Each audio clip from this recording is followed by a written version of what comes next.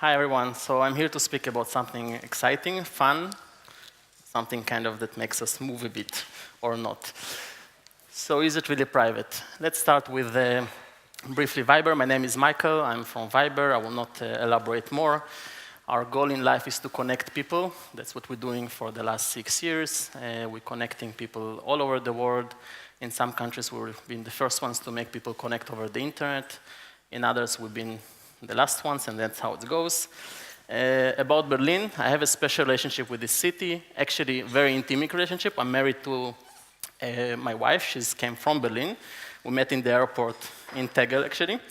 And that's made me get familiar with the German culture a little bit, which I want to touch today as well. When we met about 8 years ago, she would kill me for that, we tried to connect. We needed to chat online. And we had one problem. We had to do it scheduled.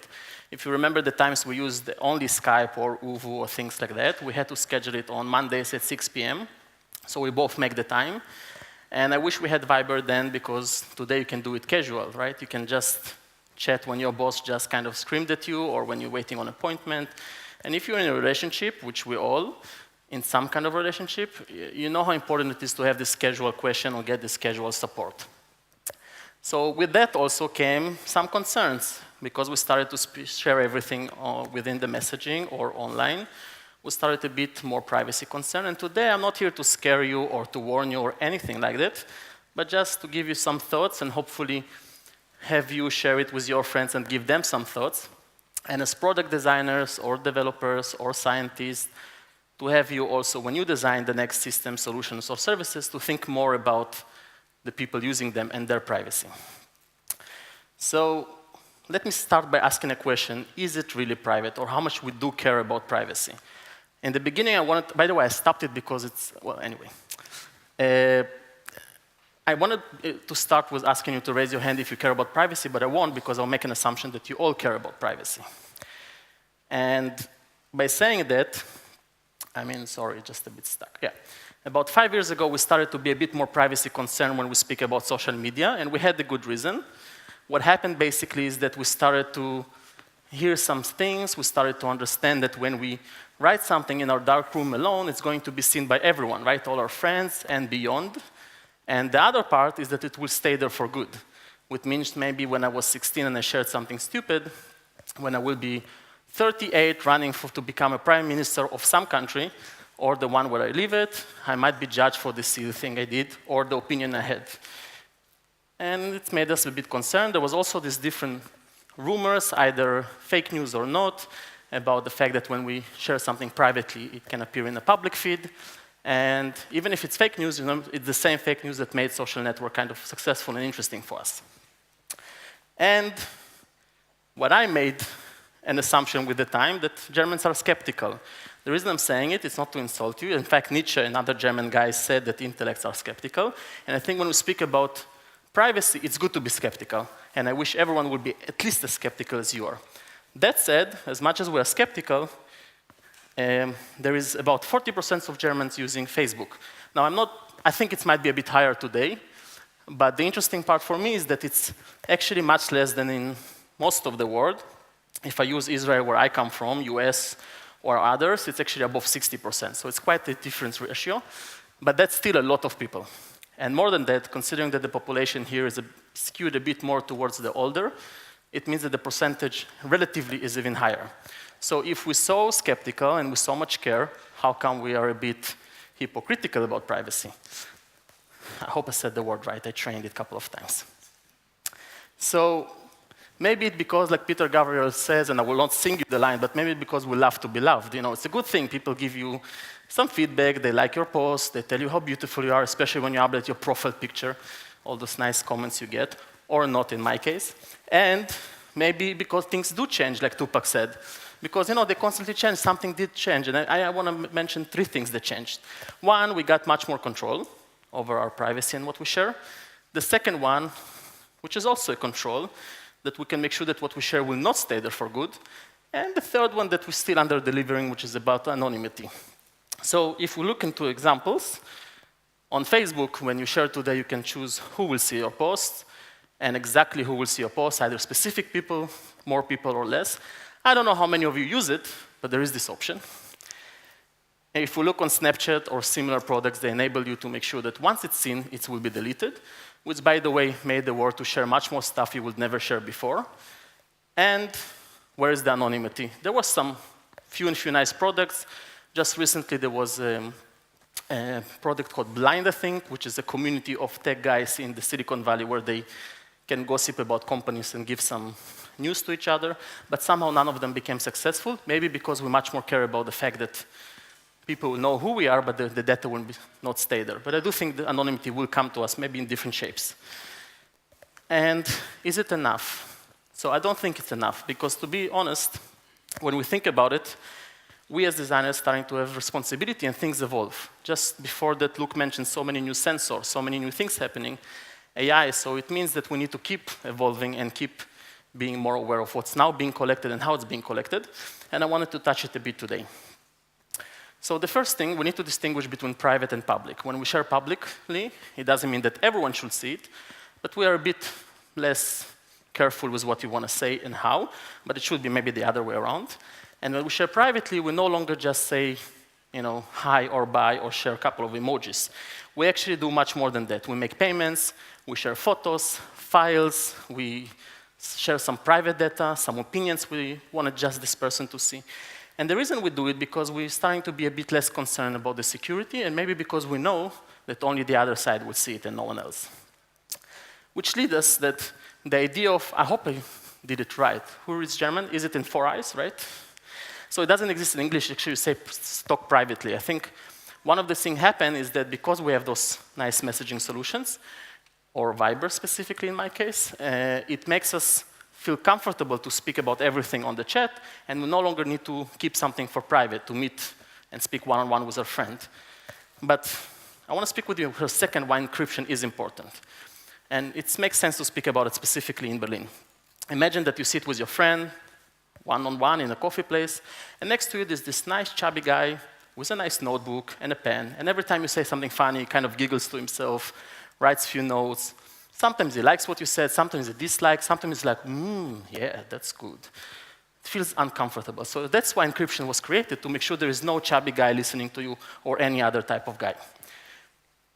So if you look in the past, if you remember this thing, that's what I call old school end-to-end encryption. All it gave you back then is that you will know if someone opened your letter, you will know that someone read it, or like intelligence say, the data was compromised. You will not know who read it, you will not know many other things. Today, you can do much more with encryption, and I want to, for 1 second, explain you what is end-to-end encryption and why people speak about it, because all messaging platforms, or the majority of the popular ones, were encrypted from day one. So what changed? The idea of end-to-end encryption is that me personally, my team, or the entire company will not be able to see what you're sharing. That's the whole difference, is that even the service provider cannot access what you share. So there is no chubby guy, I don't mean myself, sitting and reading your messages. We also added something called secret chat, which I mentioned before. You want to be able to control what's being shared. Why it's important? Because when you send someone your messages, they're being kept. They're being stored on 2 devices, actually, which means that if someone will hold this phone afterwards, the data can be getting to the wrong hands. I'm sure some of you, whether you admit or not, saw some nice celebrity nudity pictures and stuff like that that being shared online because someone got to hold phone of this one or another. And we even played with another feature, we call it hidden chat. If you have a list of your conversations, you can hide one from there. Why it's useful? Because sometimes you want to plan a surprise party for your wife and you don't want her to see the chat, or in other cases you want to plan a surprise party without your wife, so it also makes sense to have this feature. So what happens afterwards? I want to speak with you for a second about one option of how it will evolve in the future. It's blockchain. I'm not the tech guy, but briefly explained, when I send you photos, I have a copy and you have a copy of the photo, which makes sense, right? Now we both have the photo. Now imagine I'm sending you a $1 bill. If we both have a copy afterwards, something doesn't work well. So how we solved it so far, we have guys like Citibank or Deutsche Bank making sure that the bill is, they keep it for a second and then they give it to someone else. Take from you, give them. So maybe the Deutsche Bank, it's another chubby guy we don't like, so imagine in the future, blockchain technology will allow us to send this $1 bill from one side to another without the chubby guy in the middle. I'm stuck with the chubby guy. So is privacy dead? No, I don't think so. I think things change, and luckily also the services we use change and adjust. For example, Google, I think, doing a good job. They have this wonderful website I recommend you to visit. It's called privacy.google.com, your data, where you can see exactly what they collect and how they use it. That's about transparency. They're even using the most expensive real estate in search to remind you to review your data, which is kind of important. They even, sorry, I missed one thing. I go back for you. They do one more thing. They actually stopped scanning your Gmail inbox. They were scanning your Gmail inbox. By the way, they weren't scanning only if you use the corporate version, apparently, and now they will not scan it for no one. Now, I'm sure they agreed to do it because they have other sources of data, but it's still a nice thing. If they don't need the data anymore, so why to keep it, right? That's a good move. And a few more examples, the bad, the good, and the ugly, or the opposite, the good, the bad, and the ugly. So, I don't know who knows what's Rides of Glory. Anyone? Please raise your hand if you do. Oh, that's going to be fun. So listen, the guys in Uber get a lot of data. They see when you take your rides, how many people take the rides, and they analyze the data, and they found something quite interesting. In certain days a year, which makes sense, they apparently made the decision that people take the ride after an unsuccessful one-night stand. And they made a story about it. So now the people in Boston, apparently, have more one-night stands and less successful ones than the people in New York. Is it so wrong? I think so, because this data meant to optimize the service, to make sure there's enough drivers in certain areas, not to make some kind of public shaming to the people in Boston or the people in New York who might be insulted by this comparison. So how wrong it is? Imagine that if no one would stop them, and the press kind of did, there was a lot of trend on Twitter about it, you would receive the Friday afterwards this push notification saying, just for you, go out tonight, have one and stay, and again, 20% discount on the way back home. Okay, so they're not doing it anymore. Just recently, Snapchat added the Snap Maps. Very fun function. They look very pretty. I love those emojis, I have to say. And you can see where your friends are. I'm not sure how much we're using Snapchat, but still. And when you're driving, it recognizes that you're driving. When you listen to music, you get the headphones. When you sleep, you sleep. When you travel, you have a suitcase in your hand. So they collect all this cool data and share it with all your friends.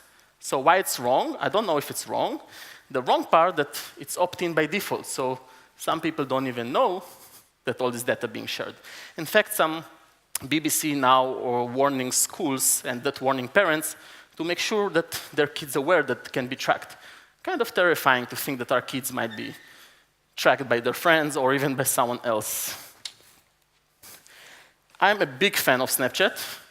I never share stuff, but I have these monologues I record for myself, which I will never share publicly or privately. But besides the fun part, you have to admit the Batman looks cool, but anyway. Besides the fun part, those technologies can track, much more. So actually they can track emotions, relatively easy one. They can track your age, your gender, even your blood pressure, even identify if you have certain diseases. Now, the last part is good. The first part is okay if you're willing to do it. How about the fact that when you stay on the bus station, you look on an ad, there is a small camera there which you're not even aware of, and it gives the advertiser some reports. Your ad was seen by 50% female that stayed for about 1 minute staring at the ad, and they most probably didn't like it. Did you agree to share this data with the brand? I don't think so. Not nice. Okay, this example, Mark Zuckerberg posted on his Facebook page that he's happy that Instagram reached 500 million users, and then you can see on the side that he glues a sticker or masking tape, on the camera of his laptop. You know why he does it. I will not spend time on this. Discuss, if you know, it's a very nice service for commenting, kind of socializing the commenting experience. When you're going to a service of someone who chose to have his profile private, it doesn't just says to you unavailable, closed, or private. It says, deal with it. This person don't want to see this profile. So you can be playful about privacy. It's a good thing. Another example, I think, yeah. If you're using incognito mode on Google for Chrome, for whatever reason you use it, they found a very nice way to promote it. When you go to your history in the browser and you select specific websites to delete, so not all your history, not clear history, just specific websites, because some people know to understand what you're trying to hide, then they will recommend you to use incognito mode. It's pretty useful. And Google Home, or equivalent, there was a story 2 days ago that in Mexico City, I think, or Mexico in general, there was a police that catch the criminality dispute. I don't know how to say it properly, but there was some incident in some private house, and the smart home device managed to call the police because they identified something in their conversation. Now, I don't know if it's completely true. In the beginning, it was published like Google Home, then it was fixed. But the idea of those devices listening to us, and they always listen, I wanted to say loud, OK, Google, and see how many devices will kind of pick, but I won't. I just did, OK. And the idea of Google Home listening to us, it's a bit, has its own pros and cons. But imagine that we're all watching this popular show, and the guy on the show says something, I'll kill you, and then the police will get those hundreds of simultaneous false calls. Also for the police, it's not a big fun. And then we even get those devices upgraded, like Alexa does, when you can also see and watch. So it's nice if you want to, monitor your baby, if you want to have a video call with someone. It's very nice that you can monitor your home when you're away. You can even give it to a nice security firm to track your home and look for unusual activity. But there might be some glitch in the algorithms. And when a husband and wife have some unusual activity, they might report that something wrong went there. And I will not touch a lot of AI because I think there's a lot of stories about AI, but I want you to meet Amy Ingram, if you know her. She's my personal assistant. So I add her to an email while I chat with someone, and she will do all the emailing for me and schedule the meeting for me. It's quite cool. It's a bit scary about privacy. On the other hand, imagine the human assistant that always digs in your calendar and goes through emails and then gossip with other people about it. So maybe in this case, I'm happy with the AI, but still, And few quotes before we finish. Let's start with Edward Snowden. I don't want you to read it. I'll just tell you what it stands for. There is a lot of things about when we compromise privacy that people can see what music we listen, recommend us new music. And then the concern is that we won't necessarily get to hear the music that we most probably don't like or didn't like, because it will go based on preferences. And how about exploring and finding out new bands that maybe new styles that I never heard before? And true for political views, for example. If you are right, you most probably will become even more right, because that's what we get on our feed, and it will not open us to other opinions, left ones or the other way around. Mr. Ashton Kutcher said that sometimes we need to pause. I mean, it's okay to share, but let's stop and think sometimes, are we good? Did we make sure that that's good what we share, so we don't overshare? And my cousin, who's a bit younger, had an Instagram account, and she decided to kill it because she got tired of it. And then her friend told her that, oh, you have to open it back because there is a rumor that your life is shitty because you don't share it on Instagram. Okay, she got it back. So my last words for today, I want you to take a few thoughts from this.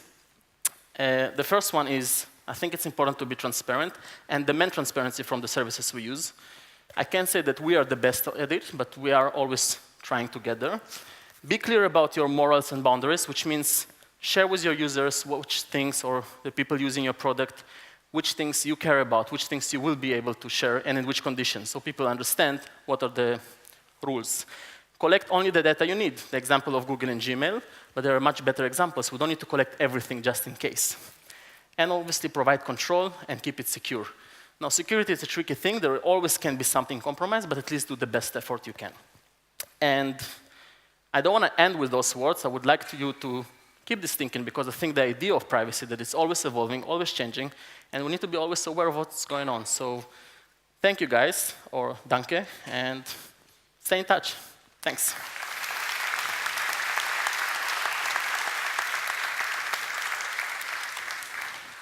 We have 45 seconds if someone has a question, so I'm here for it. If you don't, then have a great day. Don't you dare run away. I have some questions for you. Oh, okay. All right. So thank you for uploading your questions to slido.com. The first one from Anonymous. See? Yeah. Why isn't Viber open source? Why is it Viber open source or why it's not open sourced? Who's the Anonymous? So I assume why it's not open sourced. Well, there is some things that can be open source and others can't. We have open source in the platform, not everything. For example, a lot of our voice engines is open sourced. If the question specifically to security, then we use open source technology, but we also have our own parts which were unique to our platform, and we cannot open them for multiple reasons. Some of them are security reasons, and others are competition reasons. But we do perform audits to make sure that our code is good. Okay. What are your thoughts on post-privacy? And hopefully you know what that means. I don't know what it means completely. So someone want to elaborate? Anonymous, would you like to elaborate? No, we don't. We make much more money if we don't sell the data. So it's actually a matter of scale. For some companies, it makes sense to sell the data because that's their source of revenue and they have data they can sell. For others, it's much better to monetize the data. Imagine Facebook selling their data instead of making a platform for others to utilize their data. So no, we're not sharing data. Just doesn't make sense. Not even touching the privacy aspect. That's interesting.